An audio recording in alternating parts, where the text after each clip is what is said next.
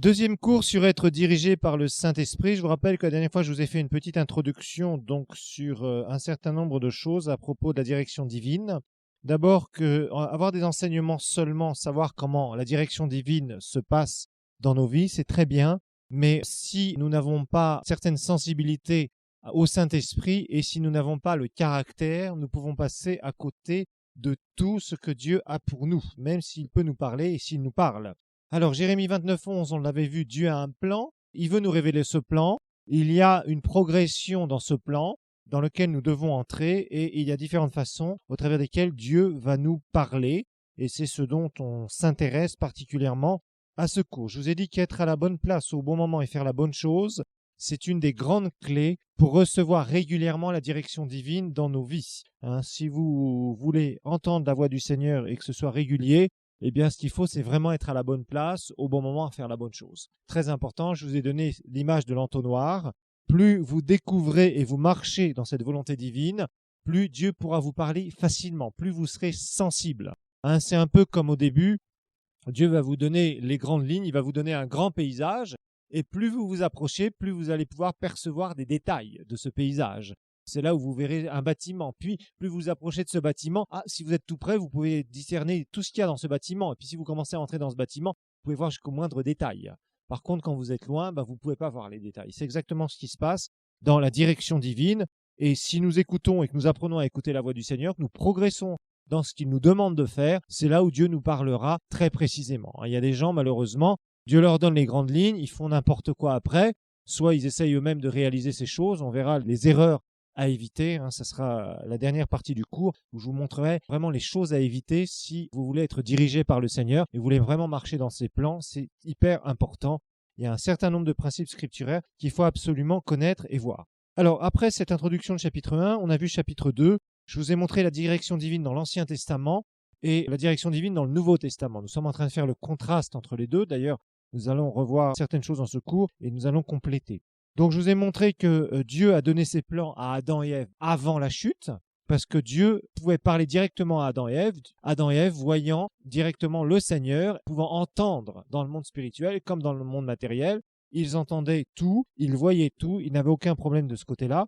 Donc, Dieu leur parlait face à face et ça marchait directement. Ensuite, après la chute, c'est là où on voit apparaître d'autres choses, parce que le monde spirituel est voilé à l'homme, donc à Adam et Ève, et Dieu, à ce moment-là, est obligé de leur parler directement par initiative. C'est-à-dire, Dieu va leur parler à certains moments de leur vie. Nous le voyons, juste après la chute, il leur explique certaines choses.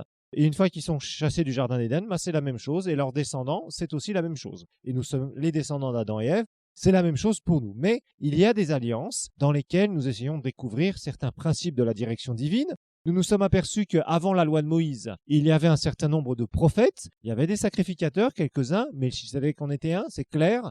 Y en avait-il d'autres? Certainement, puisqu'apparemment, la Bible ne dit pas Melchisédek était le seul sacrificateur. Il y en avait certainement d'autres. Et il y avait aussi des prophètes. Noé était prophète. Abraham était prophète. Et puis, il y avait par exemple Joseph, à qui Dieu avait donné des songes. Joseph, ce jeune garçon de 17 ans, Dieu lui donne des songes sur son avenir. Comme quoi, il deviendra un personnage très important, bien au-dessus de ses frères. Et d'ailleurs, ça va énerver ses frères. Et ça va mal se passer pour Joseph et le plan divin d'ailleurs. Alors, parfois, vous savez, recevoir des révélations, c'est une chose, mais les raconter à tout le monde, c'en est une autre. Nous verrons qu'il faut aussi une certaine sagesse. Il y a plein de gens qui font des gaffes, et après, ça leur coûte cher, très cher. Joseph, ça lui a coûté très cher, cette gaffe. Il était dans une mauvaise position, et malheureusement, le fait encore de dire que ce qu'il avait reçu du Seigneur, ce qui était vrai, ça l'a mis dans une position terrible, qui l'a amené à vivre des choses absolument épouvantables. Et personnellement, je suis absolument convaincu que Joseph n'était pas dans un plan parfait de Dieu comme cela. C'est vrai que Dieu s'est servi de ces mauvaises circonstances pour forger son caractère, mais je suis désolé, ça n'a pas été la volonté de Dieu qu'il soit passé par toutes ces souffrances. Se fait rejeter par ses frères, il a failli mourir d'ailleurs, Joseph. Ça a failli très très mal terminer. Mais Dieu s'est servi de ça pour forger son caractère. Alors nous voyons que dans la loi de Moïse, là, nous avons des choses un peu différentes. Nous nous apercevons qu'il va y avoir 3 onctions qui vont apparaître, enfin 2 qui étaient déjà là, qui vont traverser les alliances, mais une 3e qui va être l'onction royale. Mais il va y avoir que seulement certaines personnes du peuple d'Israël qui sont au bénéfice de l'onction. C'est-à-dire le roi. Certains rois, je vous ai montré, étaient aussi des prophètes, comme David, entre autres. Et aussi, les sacrificateurs avaient reçu une onction aussi sur eux, Et il y avait bien sûr les prophètes. Et je vous ai montré par plusieurs passages que le prophète était incontournable pour connaître la volonté de Dieu. C'était clair, le peuple voulait connaître la volonté de Dieu. Ah, Samuel montait dans la ville de Rama, par exemple. Tout le monde accourait de la ville de Rama pour aller voir le prophète, pour consulter le prophète, à qui d'ailleurs on donnait certaines choses. On lui donnait de l'argent, on lui donnait, non pas pour le corrompre, hein, comprenez-moi bien, mais pour le faire vivre, pour l'aider à vivre. C'était le principe. On lui donnait de la viande, on lui donnait de la nourriture, on lui prévoyait des logements, etc., etc., etc. On aidait son ministère. C'était tout à fait classique. Si vous lisez bien ces périodes-là, vous verrez tout à fait ce principe-là. Donc, c'est clair, on cherchait la volonté de Dieu dans l'Ancien Testament au travers du prophète. On a vu aussi qu'il y a certains passages, comme avec Gédéon, où Dieu va se révéler directement à lui, mais une seule fois comme ça, pour lever cet homme, pour que cet homme devienne un guerrier pour le Seigneur, pour Israël, pour combattre entre autres les Madianites. Et Gédéon va devenir un héros, un vaillant héros, comme nous dit la parole de Dieu. Et là, on voit que c'est très sporadique, c'est-à-dire que ça se passe que quelques fois dans tout l'Ancien Testament. En dehors de ça, dans la loi de Moïse, ils allaient consulter le prophète directement. Alors, on s'en était arrêté la dernière fois avec ce passage de Romains 8, au verset 14, où il nous est dit « Car tous ceux qui sont conduits par l'Esprit de Dieu sont fils de Dieu ». On avait remarqué que si on renverse un peu ce verset, on peut dire que ce sont les fils et les filles de Dieu, c'est-à-dire ceux qui sont nés de nouveau, qui peuvent s'attendre à être dirigés par le Saint-Esprit.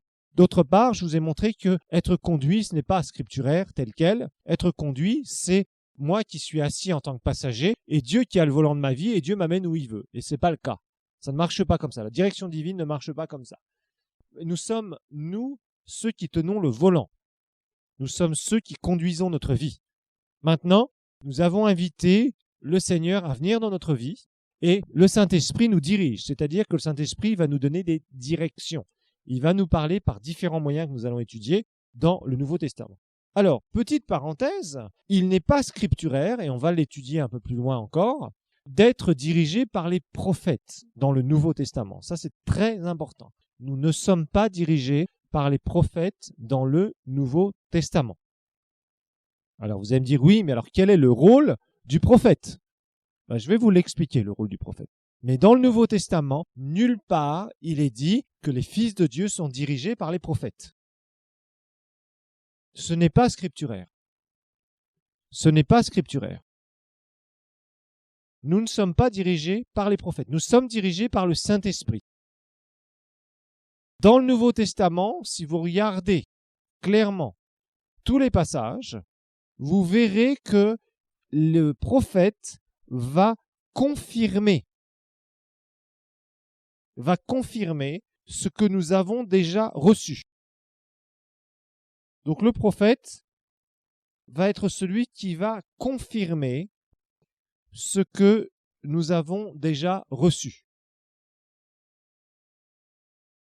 Mais le prophète n'a pas un rôle pour nous diriger. Il faut faire très attention à cela, parce qu'il y a des ministères de prophètes, nous le savons. Nous avons étudié les 5 ministères, mais en aucun cas, dans le Nouveau Testament, nous pouvons voir un prophète et lui dire « Donne-moi une parole de la part du Seigneur. » Ne faites jamais ça, c'est dangereux. Et vous savez que cela, ça a fait chuter certains prophètes de Dieu. Parce que les chrétiens ont abusé de cela. Il y a des chrétiens qui ont vu que Dieu suscite des prophètes dans l'Église de Dieu et qu'il donne des paroles du Seigneur. Et il y a certains chrétiens qui ont commencé à voir des personnes, à voir ces prophètes, et leur dire « Donne-moi une parole, donne-moi une parole, donne-moi une parole. » Et certains prophètes ont chuté, ont dévié à cause de cela. Parce qu'ils n'étaient pas bien enseignés par rapport à leur don. Vous savez, recevoir un don de Dieu, c'est une chose. Mais maturer dans ce don, c'est une autre chose. Ça, il faut que vous le sachiez. Quand Dieu nous fait un don, ce n'est pas un don qui vient à maturité tout de suite. Dieu nous donne un don, c'est à nous de l'exercer. Et pour ça, ça demande de la connaissance, de la sagesse. Ça demande de rester sur la piste.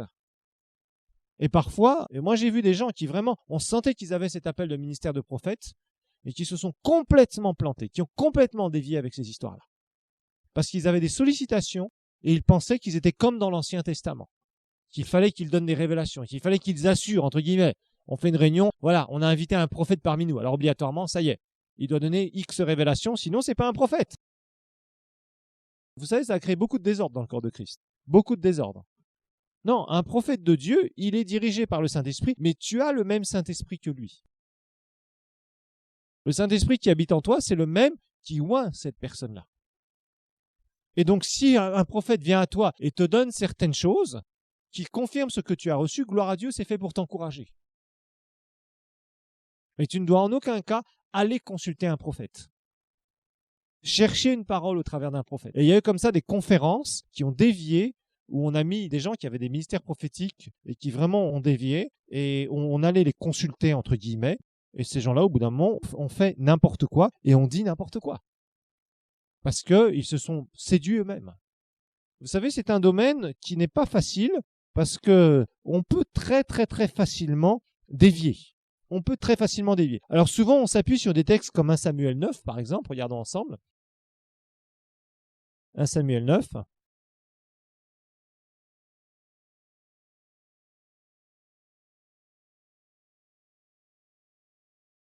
Et là, on voit tout à fait typiquement ce que dans l'Ancien Testament, il se passait avec les prophètes.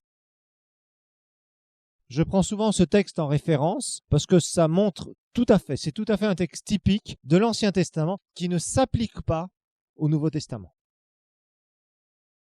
Regardons ensemble.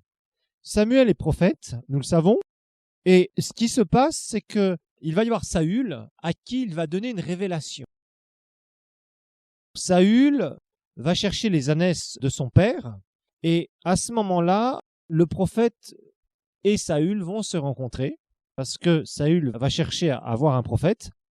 On va regarder un petit peu plus haut, on l'avait lu la dernière fois, 1 Samuel 9, je vous rappelle, autrefois en Israël, l'homme qui allait consulter Dieu disait « Venez, allons chez le voyant », c'est-à-dire celui qui a des visions, car celui qu'on appelle aujourd'hui le prophète s'appelait autrefois le voyant. Saül dit à son serviteur « Bien dit, viens, allons-y », et ils allèrent à la ville où était l'homme de Dieu. Vous voyez, là encore, ça prouve que les Israélites allaient chercher la volonté de Dieu chez le prophète. Comme ils montaient à la ville, ils trouvèrent des jeunes filles qui sortaient pour puiser de l'eau. Ils leur dirent « Le voyant est-il ici, le prophète, celui qui a des visions ?» Elles leur répondirent « Oui, il est devant toi. Mais maintenant va vite, car aujourd'hui il est venu à la ville, parce qu'il y a un sacrifice pour le peuple sur le haut lieu. » C'est-à-dire un haut lieu, c'était une colline sur laquelle on faisait un sacrifice et on invoquait le nom de l'Éternel. Quand vous serez entrés dans la ville, vous le trouverez avant qu'il monte sur le haut lieu pour manger. Car le peuple ne mangera pas avant qu'il soit arrivé, parce qu'il doit bénir le sacrifice. Après quoi les invités mangeront. Montez donc maintenant, et à l'instant vous le trouverez. Comme ils arrivaient au milieu de la ville, Samuel sortit à leur rencontre en montant vers le haut lieu. Or, un jour avant l'arrivée de Saül, l'Éternel avait averti Samuel en disant « Demain à cette heure-ci, je t'enverrai un homme du pays de Benjamin, tu lui donneras l'onction pour qu'il soit le conducteur de mon peuple d'Israël.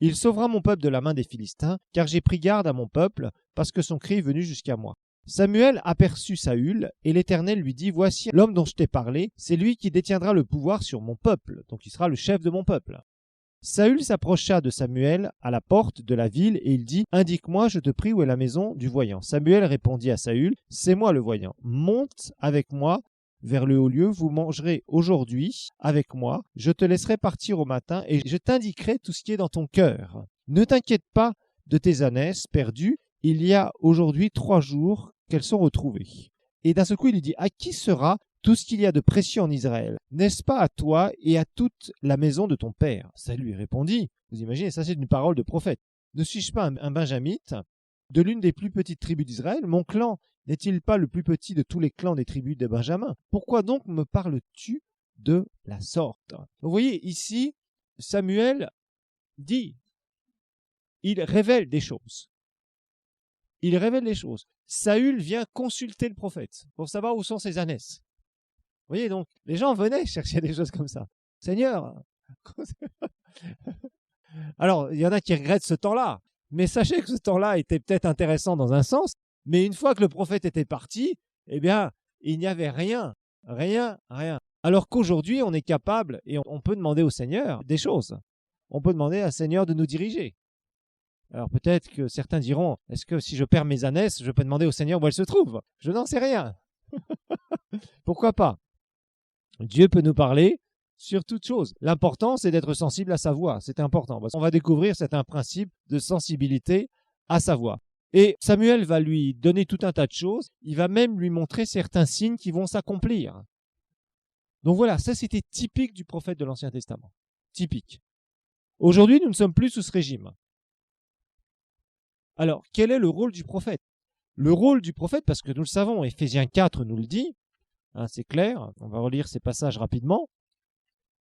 Éphésiens 4 nous dit bien qu'il y a des prophètes dans le Nouveau Testament. Nous voyons que c'est un ministère qui a traversé toutes les alliances d'ailleurs. Soit dit en passant. Éphésiens 4:11, c'est lui qui a donné les uns comme apôtres, les autres comme prophètes. 1 Corinthiens 12, hein, on a vu ça dans les 5 ministères, je vous le rappelle, dans ce cours.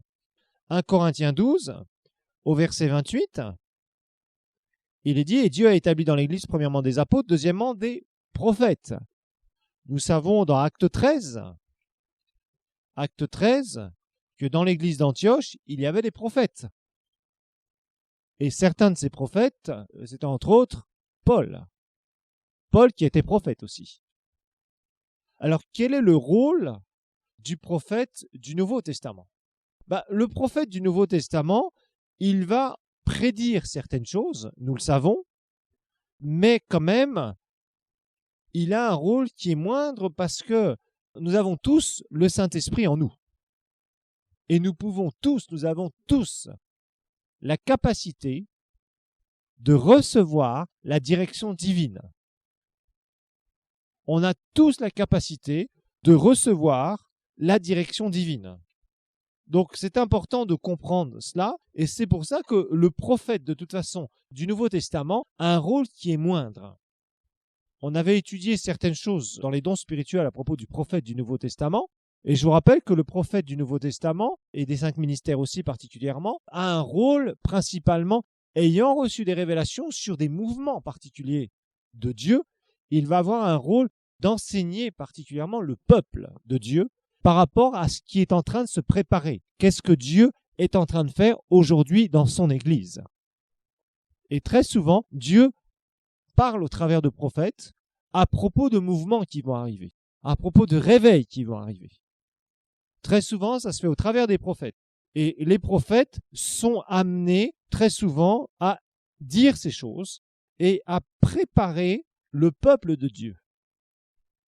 À préparer le peuple de Dieu. À enseigner d'une façon prophétique le peuple de Dieu.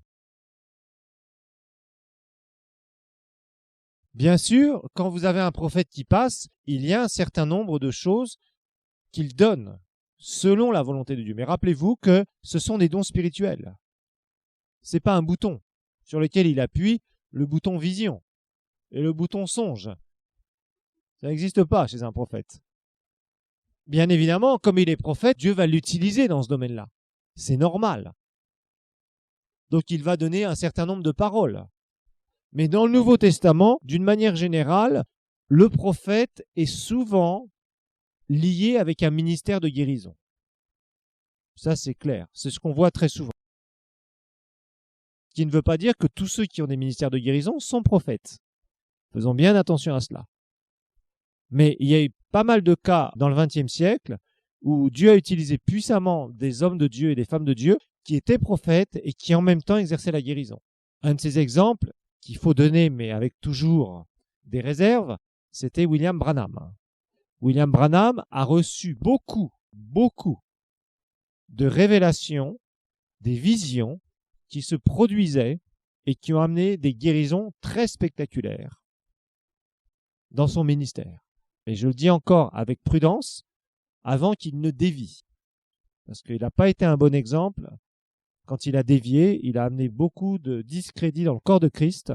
Et des gens ont créé des sectes au travers de lui, les branhamistes. Et ses suiveurs ont vraiment fait du dégât dans le corps de Christ et l'ont complètement idolâtré d'ailleurs, malheureusement. Vous savez, ces gens qui ont des ministères comme ça, il faut qu'ils soient très prudents. Parce que quand ils dévient, ce sont des millions de personnes qui dévient avec eux. C'est ça qui est grave. Kenneth Hagin, qui était prophète, a eu aussi vraiment un ministère de guérison. Et souvent, il a eu des visions de certaines guérisons et il se retrouvait dans la salle et d'un seul coup, dans la réunion qu'il était en train de faire, il dit voilà, j'ai vu cette personne, c'est cette personne que j'ai vue en vision et d'un seul coup, la scène que j'avais vue dans la vision était en train de se dérouler devant moi. J'ai dit telle et telle parole et elle a été délivrée de ça, etc., etc., etc. Voilà. Donc là aussi, il faut bien discerner. Alors, qu'est-ce qu'on a nous aussi comme exemple? On a l'exemple d'Agabus, dans les Actes des Apôtres, dans Acte 11, verset 27, Agabus, Acte 11, verset 27, il est dit en ces jours-là, des prophètes descendirent de Jérusalem à Antioche. L'un d'eux, du nom d'Agabus, se leva et déclara par l'Esprit qu'il y aurait une grande famine sur la terre entière. Alors la terre entière, l'idée qui était connue, c'était surtout une partie du bassin méditerranéen. Elle eut lieu en effet sous Claude. Les disciples, et ça a été tout à fait relaté comme événement historique, les disciples décidèrent d'envoyer, chacun selon ses moyens, un secours aux frères qui habitaient la Judée. C'est ce qu'ils firent. Ils l'envoyèrent aux anciens par la main de Barnabas et de Saul. Ici, on voit un prophète en action dans le Nouveau Testament. Il prophétise qu'il va y avoir une famine. Et ça, j'aimerais bien. Moi, j'aimerais bien que beaucoup de gens qui s'appellent prophètes nous prédisent un certain nombre de choses comme ça pour que l'Église réagisse, vous voyez. Ça, je trouve que ça rentrerait tout à fait dans le cadre prophétique. Mais c'est très rare qu'on entende ce genre de choses.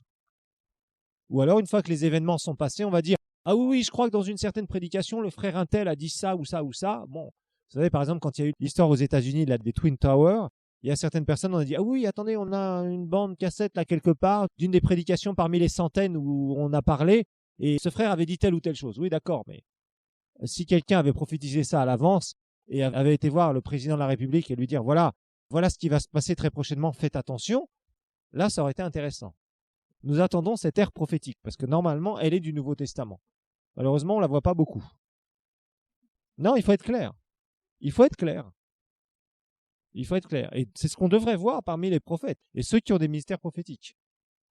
Et ça serait bien de le voir, parce que ça donnerait vraiment un appui à l'Église de Dieu qui serait formidable. Et moi, je souhaite que cette ère arrive, ce temps arrive, où vraiment il y ait des prophètes de Dieu qui soient suscités, qui viennent voir tel ou tel chef d'État et lui diraient « Voilà ce qui va se passer dans ta nation, prépare ça. » Et le chef d'État qui écoutera la voix du Seigneur verra effectivement ça, et celui qui n'écoutera pas, il verra une catastrophe se passer, et on saura que quelqu'un envoyé par Dieu, qui prêche l'évangile de Christ, était venu voir telle ou telle personne pour lui annoncer ça.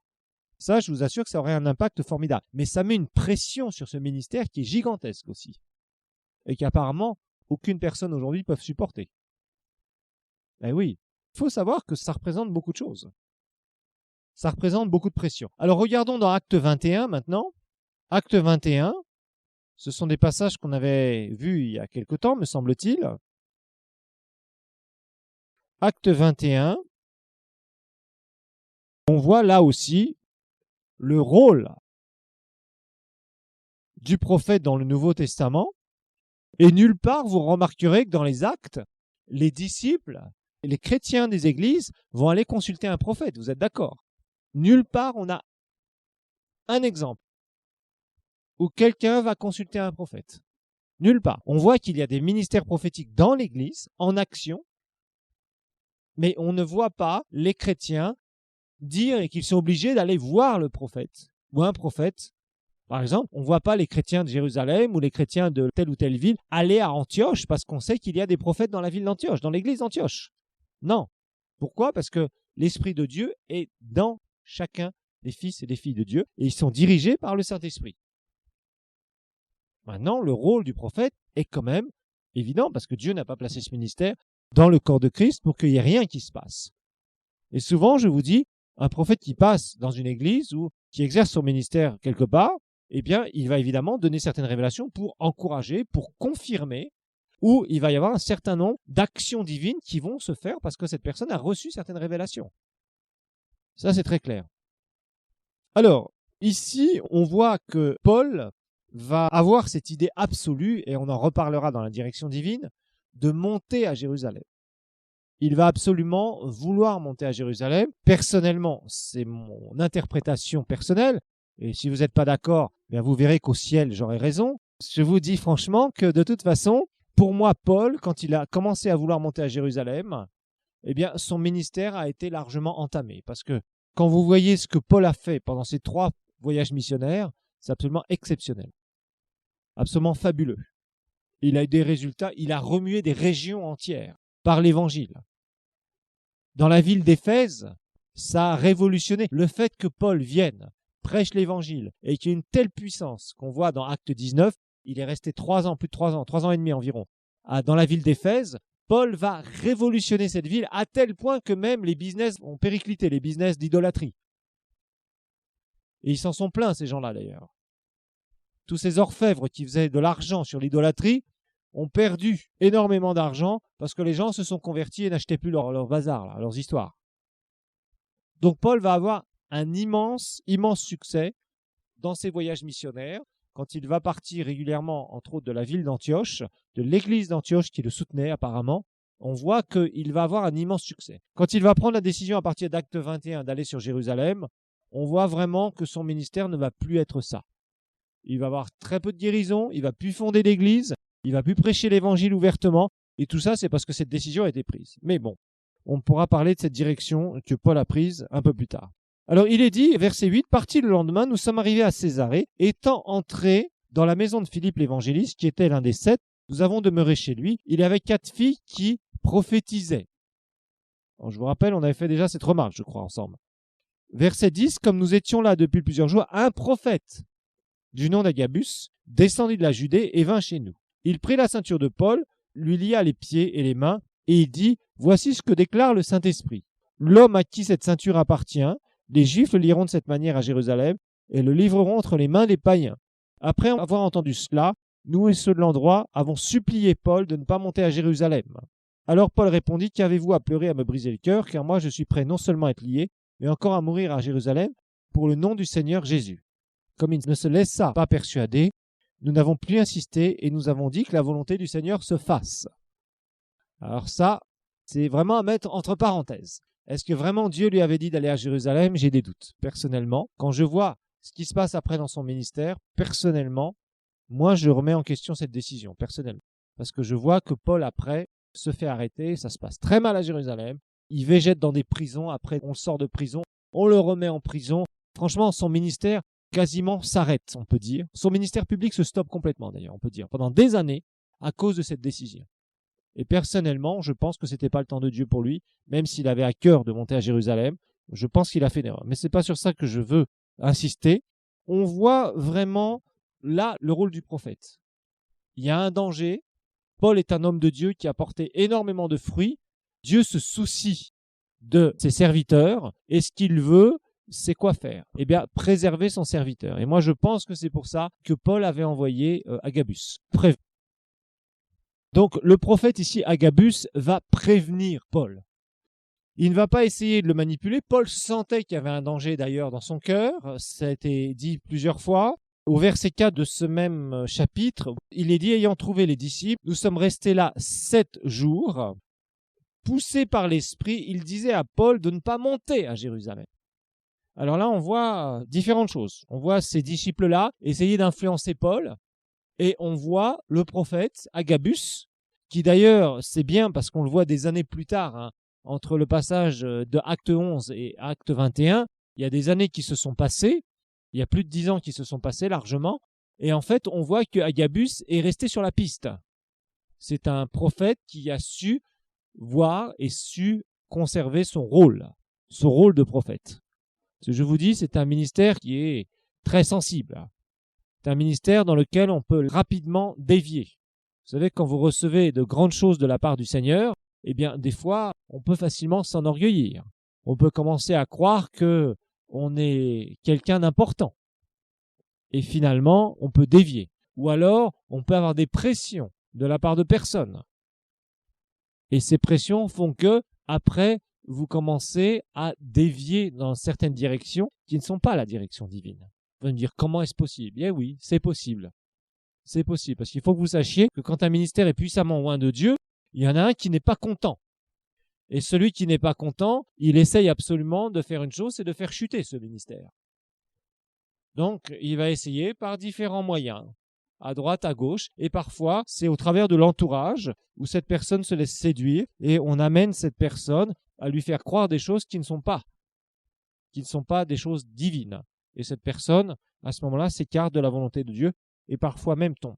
Donc, c'est très clair, dans l'Ancien Testament, les Israélites, le peuple de Dieu, n'avaient pas l'Esprit de Dieu en lui, donc ne pouvaient pas être dirigés par le Saint-Esprit. Dans le Nouveau Testament, ce n'est pas le cas, nous le savons. Nous avons le Saint-Esprit en nous, donc nous avons le droit à cette direction divine. Maintenant, cette direction divine est renforcée, dans certains cas, par un ministère prophétique, si jamais on a la grâce d'être proche d'un ministère prophétique. C'est tout. Mais si on n'a pas la grâce d'être proche d'un ministère prophétique, ce qui est le cas de la majorité des chrétiens, eh bien, on vit en écoutant la voix du Seigneur directement. Et c'est pour ça qu'il faut apprendre à être dirigé par le Saint-Esprit. Donc, vous voyez, le rôle du prophète de l'Ancien Testament et le rôle du prophète du Nouveau Testament sont vraiment différents. Il faut bien noter cela parce que c'est fondamental dans le christianisme. Dieu suscite des prophètes, mais je dirais qu'il n'y a pas énormément de vrais prophètes dans le corps de Christ. Il y en a, mais ce n'est pas un ministère qui est extrêmement répandu. On peut le dire. Le ministère pastoral est très répandu, c'est le plus répandu, le ministère d'enseignant aussi, le ministère d'évangéliste aussi, mais le ministère de prophète n'est pas très répandu dans le corps de Christ. Et le ministère apostolique non plus, nous le savons. Alors, maintenant que nous avons vu ces différentes choses, nous allons voir au chapitre 3 les 4 façons. Chapitre 3, les 4 façons par lesquelles Dieu nous dirige dans le Nouveau Testament. Les 4 façons dont Dieu nous dirige dans le Nouveau Testament. Les 4 façons par lesquelles Dieu nous dirige. Les 4 façons par lesquelles Dieu nous dirige dans le Nouveau Testament. Grand A, la direction divine dans le Nouveau Testament. Grand A, donc chapitre 3, les 4 façons par lesquelles Dieu nous dirige dans le Nouveau Testament. Grand A, la direction divine dans le Nouveau Testament par le témoignage intérieur. Grand A, la direction divine dans le Nouveau Testament par le témoignage intérieur.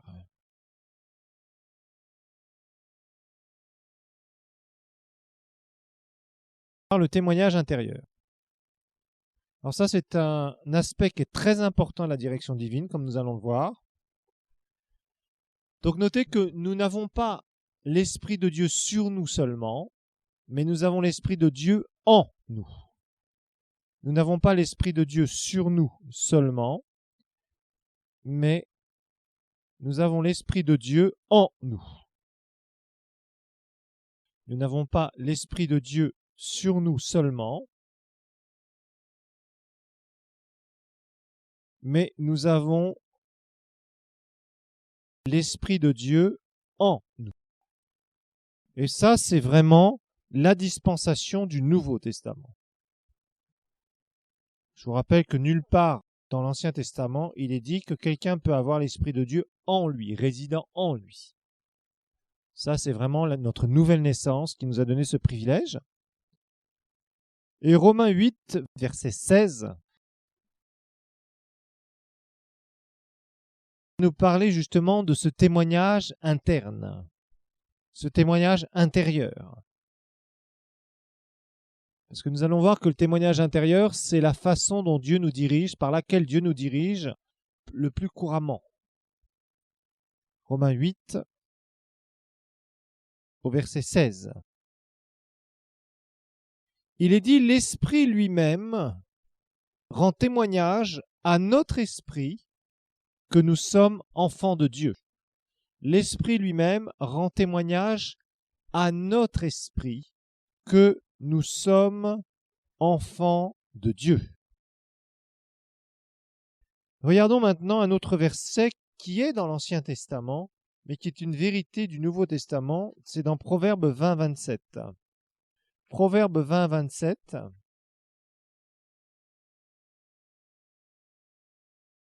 Proverbe 20, 27.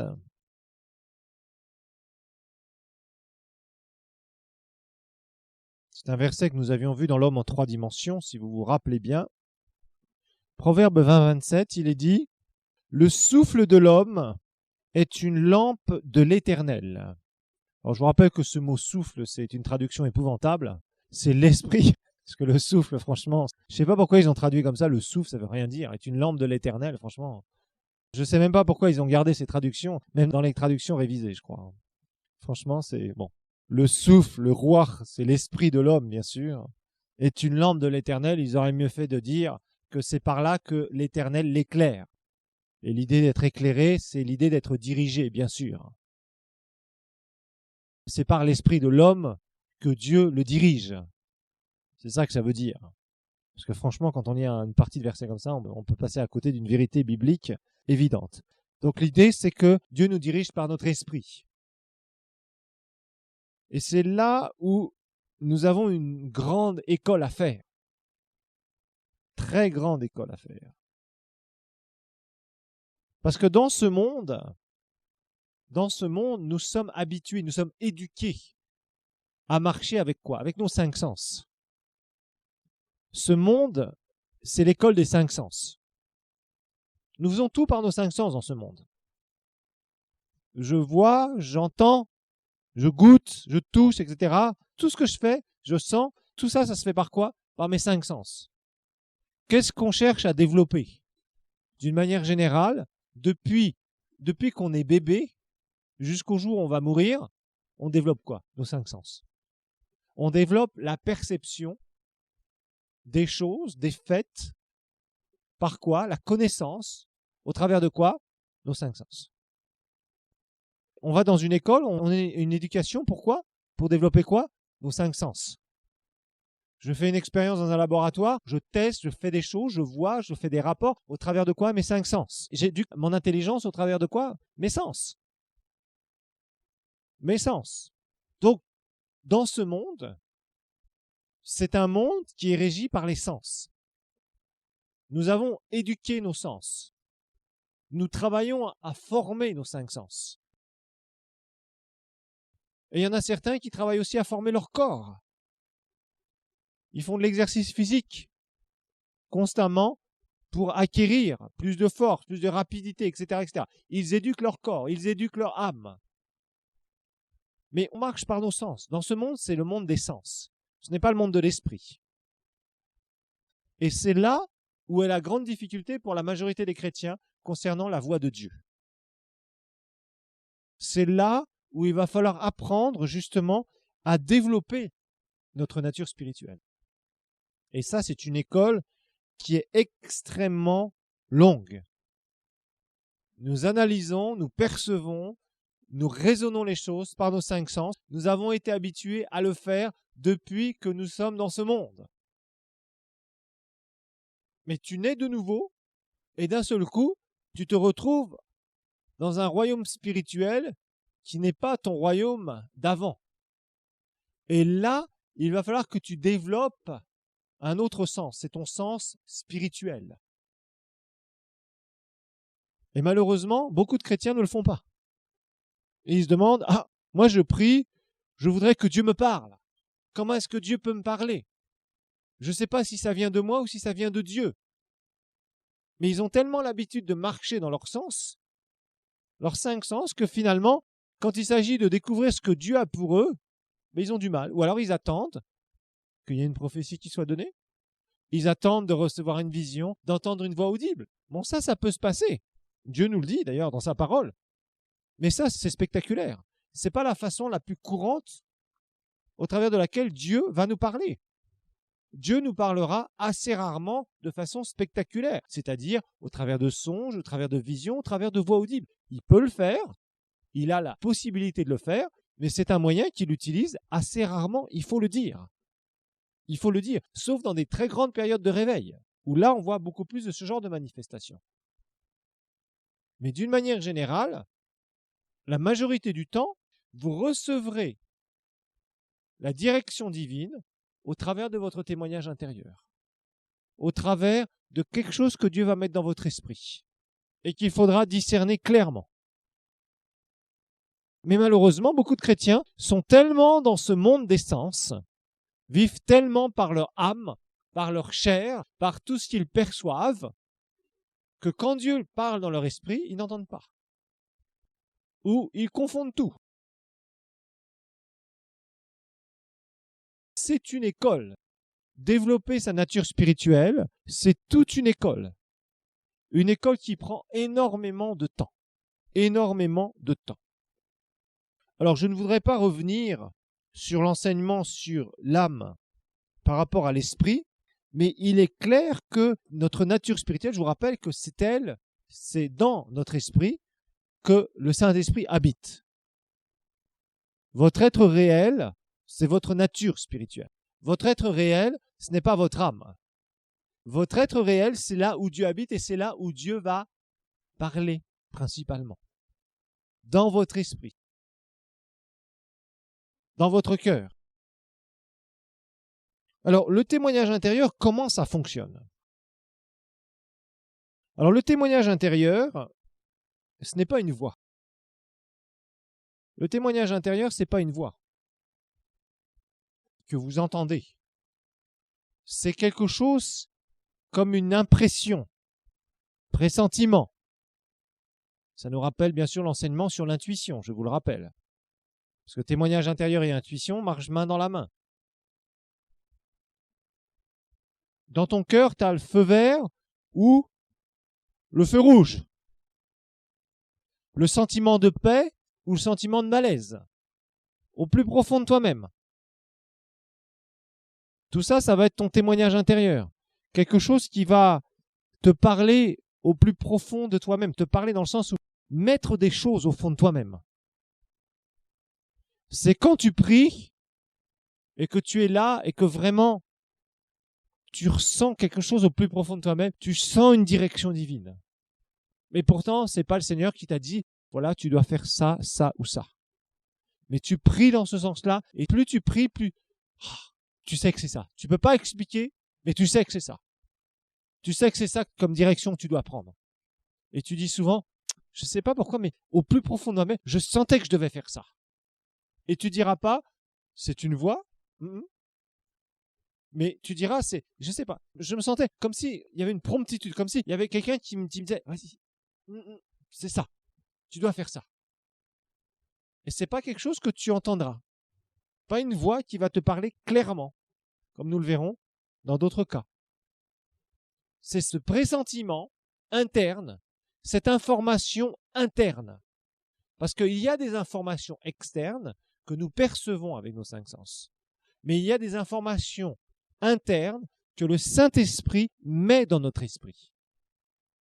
C'est ça le témoignage interne. Ce sont les informations internes qui sont divines, mais qui ne sont pas spectaculaires. Et c'est ça qui est trompeur parfois. C'est pas spectaculaire l'information interne. Tu ressens dans ton cœur que tu dois agir de telle ou telle façon. Tu ne saurais pas expliquer pourquoi, mais tu dis non, c'est ça qu'il faut faire. Ah, tu le fais et d'un seul coup, pouf, tu réussis. D'un seul coup, c'est ça. Et tu te sentais dirigé. Comme si, quand tu commences à agir, il y a quelque chose qui dit oui, continue, continue, et que tu as une force surnaturelle qui te pousse dans le bon sens, entre guillemets, qui ne te force pas à faire la chose. Mais tu sens qu'il y a cette promptitude, cette petite poussée du Saint-Esprit qui est là et qui approuve ce que tu es en train de faire. Clairement.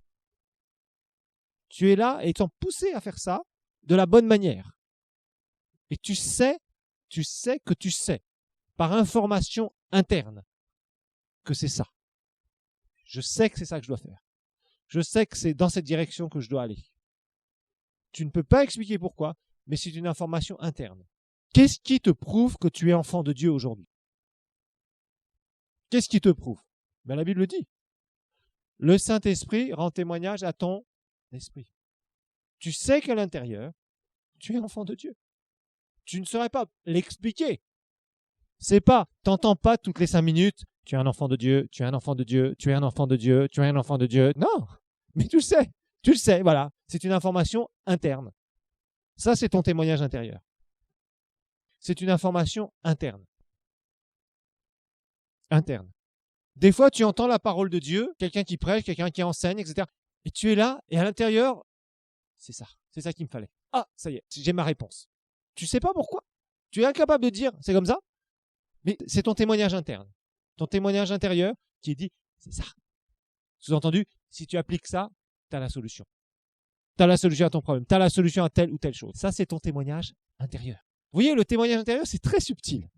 C'est très, très subtil. Il y a des choses à creuser très particulièrement sur le témoignage intérieur. Tu es là en train de prier. Tu pries par rapport à telle direction. dans ton témoignage intérieur, c'est cette confirmation. Tu sais que c'est ça. Tu sais que c'est ça. Tu sors avec ta réponse. Pourtant, tu ne peux pas dire « Dieu m'a parlé, Dieu m'a envoyé un frère pour me dire « Frère, un tel, voilà, le Seigneur me dit que tu dois faire ça. » Non, non. Mais tu sais que c'est ça. Et des fois, c'est des choses qui sont assez importantes. Tu sais, tu pars avec ta réponse. Tu pars avec ta réponse. Ça, c'est ton témoignage intérieur. Et je sais que ça vous parle, parce que je sais que vous avez déjà vécu ce genre d'expérience. Et des fois, vous avez mal vécu d'autres sortes d'expériences, qui étaient le contraire, justement. Mais oui, mais nous avons tous fait des erreurs. Dans le domaine de la direction divine, je vous garantis, on fait tous des grosses erreurs. C'est normal. C'est comme ça qu'on apprend. C'est comme ça tout à fait qu'on a. Et on doit apprendre. On doit apprendre. Le Seigneur veut qu'on apprenne. C'est une école. Recevoir ces informations intérieures, internes, c'est hyper important. Le problème qu'il y a avec les chrétiens, c'est qu'ils veulent toujours voir le spectaculaire. Si on amène quelqu'un qui a vu Jésus, tout le monde va vouloir entendre son témoignage. Vous êtes d'accord? Vous êtes d'accord ou pas? Pourquoi? Parce qu'on aime ce genre de... C'est bien d'aimer ce genre de témoignage. C'est tout à fait bien.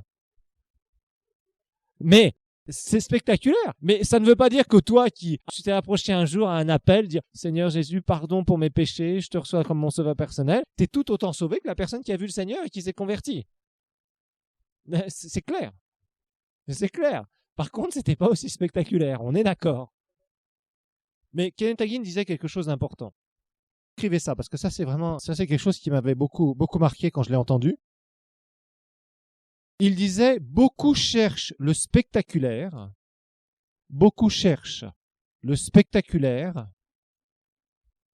et passent à côté du surnaturel. Beaucoup cherchent le spectaculaire, c'est-à-dire ils veulent que ce soit une vision, ils veulent que ce soit une voix audible, ils veulent que ce soit telle ou telle chose, et passent à côté du surnaturel, qui pourtant est là à notre disposition.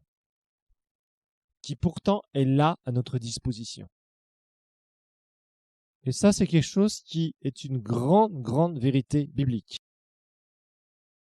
Donc beaucoup cherchent le spectaculaire et passent à côté du surnaturel qui est là à notre disposition. Ça veut dire quoi? Ça veut dire que souvent, Dieu mettra des choses dans ton esprit, mais parce que tu veux entendre une voix, parce que tu veux que le Seigneur te parle par un songe, parce que toi, tu veux que Dieu te parle comme ci ou comme ça, tu passes à côté de ce que le Seigneur a pour toi. Et pourtant, des fois, combien de fois on s'est dit oh, dans mon cœur, je sentais qu'il fallait que je fasse ça et j'ai pas fait ça. Et je me suis retrouvé avec un problème terrible. Ou alors, tu étais en train d'ouvrir ta bouche pour dire des choses et tu sentais que dans ton cœur, il ne fallait pas que tu dises ces choses. Et ces gens-là ont utilisé des informations après contre toi. Ça vous est jamais arrivé, ça? Ben oui. Ça, c'était quoi? Le témoignage intérieur qui vous disait ne dis rien, entre guillemets. C'était pas une voix directe, mais tu sentais qu'il fallait pas que tu le dises. Et tu l'as quand même dit. Et quelque temps après, ces mêmes choses que tu as dites se sont retournées contre toi. Alors que ce n'était pas des choses méchantes que tu disais, mais des choses qui étaient personnelles ou quoi que ce soit. Et des gens s'en sont servis, mal intentionnés s'en sont servis contre toi pour te faire du mal. Voilà. Vous voyez, bon nombre de fois, le Seigneur met des choses dans notre esprit et parce que on n'est pas attentif, parce qu'on est là où on veut chercher certaines méthodes que Dieu utilise. Et ça, il faut sachez une chose, dans la direction divine, c'est Dieu qui choisit la méthode avec laquelle il va nous parler. C'est Dieu qui choisit. C'est pas à toi de choisir, de dire à Dieu, tu dois me parler comme ça ou comme ça. C'est Dieu qui choisit le moyen par lequel il va nous parler. Et vous verrez que la plupart du temps, il vous parlera par votre témoignage intérieur. C'est Dieu qui choisit le moyen par lequel il nous parle. Ce n'est pas à nous de dire à Dieu, Seigneur, tu dois me parler de telle ou telle façon. Donc, on étudiera un peu plus la prochaine fois sur ce témoignage intérieur parce que j'ai encore pas mal de choses à vous dire et surtout comment apprendre à éduquer votre esprit aussi, comment nous devons devenir de plus en plus sensibles à cette voix interne qui est le témoignage intérieur. Donc ça, c'est vraiment un aspect très fondamental de notre cours pour qu'on puisse justement apprendre à écouter la direction du Saint-Esprit. Voilà.